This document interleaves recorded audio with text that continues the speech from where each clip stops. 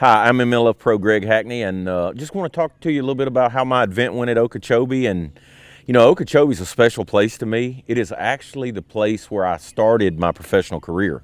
The first professional tournament, which was actually I guess now it's a Toyota Series event. At that time, they were EverStart's events. I guess was kind of the minor leagues. But anyway, my first big tournament out of the state where I grew up at, and as a wanting to be a professional was at Okeechobee. So I finished in the top 10, my first event there. It's always been really good. I have had a couple bad tournaments there, not many.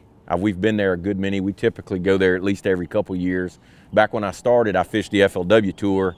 We went there every year, and I've never won there. I've been close. I finished second as the highest finish there, but I've always liked it because it suits my style of fishing. It's giant fish, heavy cover, big rods. Power fishing typically dominates the events there. I've had the opportunity to be there, to fish there different times of the year. It's always good. It's always great. One thing that was different, it's never been the same though. What I mean by that, the vegetation is never the same from year to year. The water level is never the same from year to year. The lake fluctuates a lot. The last couple years, they've had a lot of bad flooding there and had some bad water conditions that has killed a lot of the hydrilla in the lake. So typically, the lake would be like South Bay, all the south end, all the north end is covered in hydrilla and eelgrass. This time, there wasn't a lot, and the lake was low. And one thing that happened during practice, we had some major cold fronts came through, big winds out of the south, big winds out of the north, pretty much trashed the whole lake the first couple days. So basically, I fished an area of the lake the first round that I had not caught a keeper out of. Now, I probably had 30 bites in there in practice, and I looked at a bunch of them, and I think maybe one of them I thought was a 2-pound scoreable bass, but the deal was I knew the water would stay clear, and we had so much high 30-mile-an-hour winds that I knew it was really going to be tough in the first round, and that would be an area for me to survive the first day in, and it would be 2 days after that before I fished again, and the weather was supposed to get better, so it would give my primary area, the place where I had done the best in practice, a chance to filter some, maybe clean up a little bit because it was already pretty dirty, even in practice. Went in there the first day, and I shelled them. I was pitching just a Strike King rodent, which is one of my favorite flipping baits. I knew they were on the beds. They were male fish spawning. It's funny, at Florida, a lot of the male fish are small there. A 2.5-pound male fish is a big one. You have a lot of 4 to 9-pound females.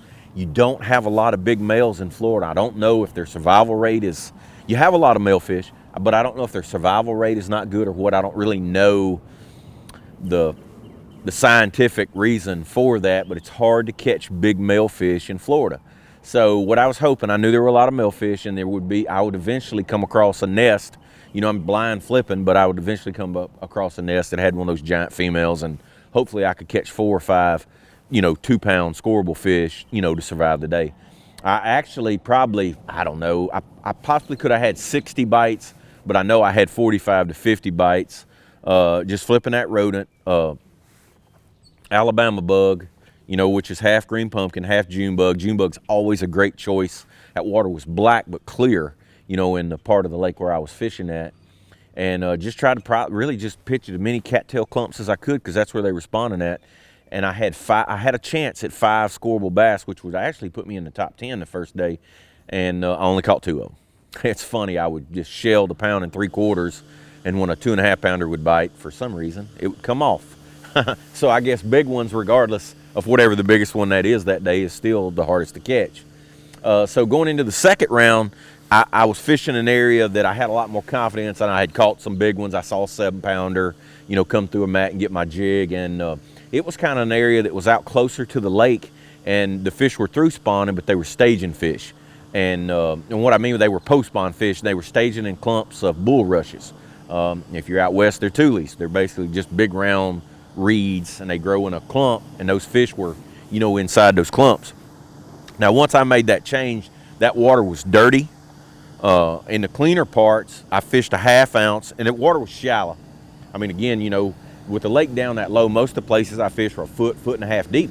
There's just no vegetation in the water that was clean enough to fish that was deeper than that. So I was kind of limited, to where I could fish at. When the water was cleaner in practice, I actually used just a sexy crawl with a double header rage crawl.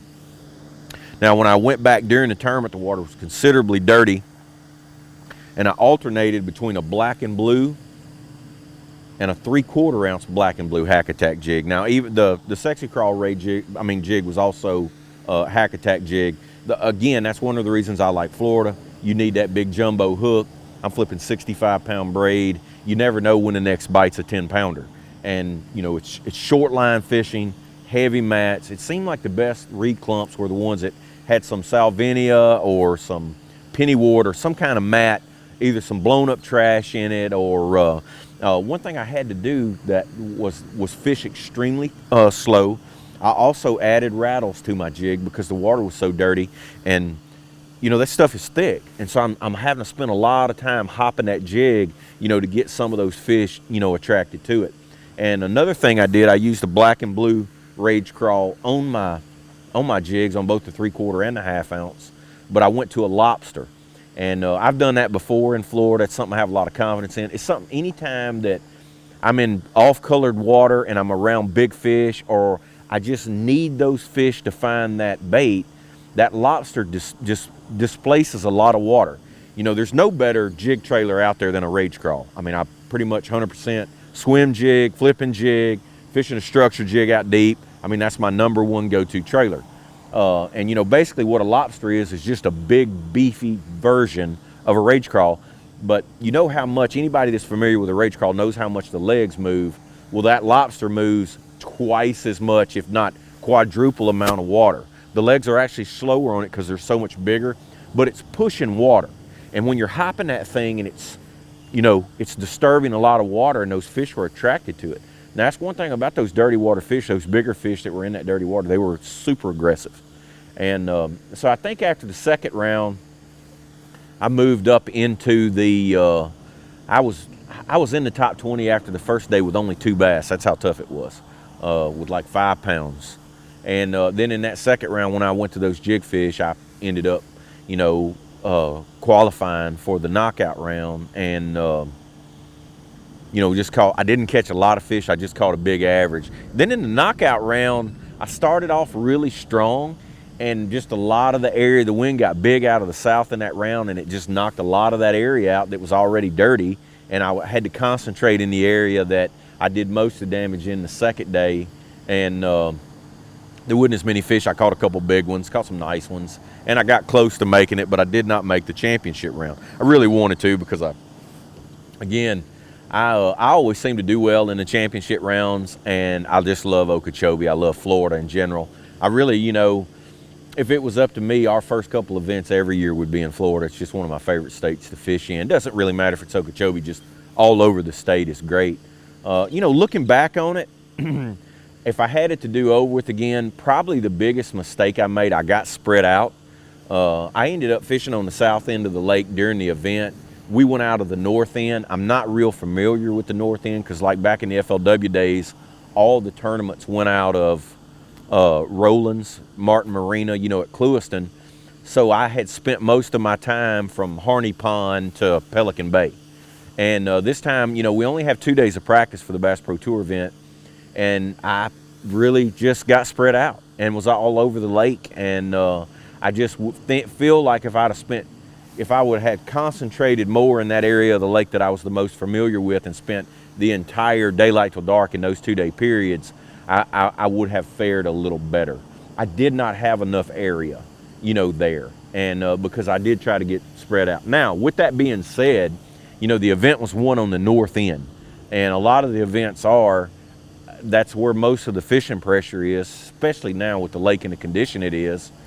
And it was where the best looking water was, but it's also where all the competitors were. And then I, ended up trying to find areas away from the competitors. And I was actually, where I fished at during the event, I never saw anybody. I just didn't have enough of it. I knew the north wind was gonna knock it out on one day. I did not realize the south wind was gonna do that much damage on the knockout round. But you live and you learn. That's the cool thing about bass fishing. I've been a professional fisherman now for almost 20 years, and I never stopped learning. I learned in my round yesterday, here on Lake Fork, you never stop learning. It's pretty cool. And I've always considered myself a fishing sponge, you know, just soaking up that information. It's cool. I guess it's something I'm just so passionate about. I just have such a love for the outdoors, and I have such a love for the sport of bass fishing that, you know, that I enjoy to learn. It's pretty crazy. But, you know, all in all this year, you know, it's been okay. I've not had any great finishes yet. They've all been, I'm fishing pretty consistent. I've had a few missed opportunities. I had a couple at Okeechobee that I felt like probably cost me from making the championship round. I hope to fish clean here this week. You know, tomorrow is the knockout round here, and I've qualified for another one.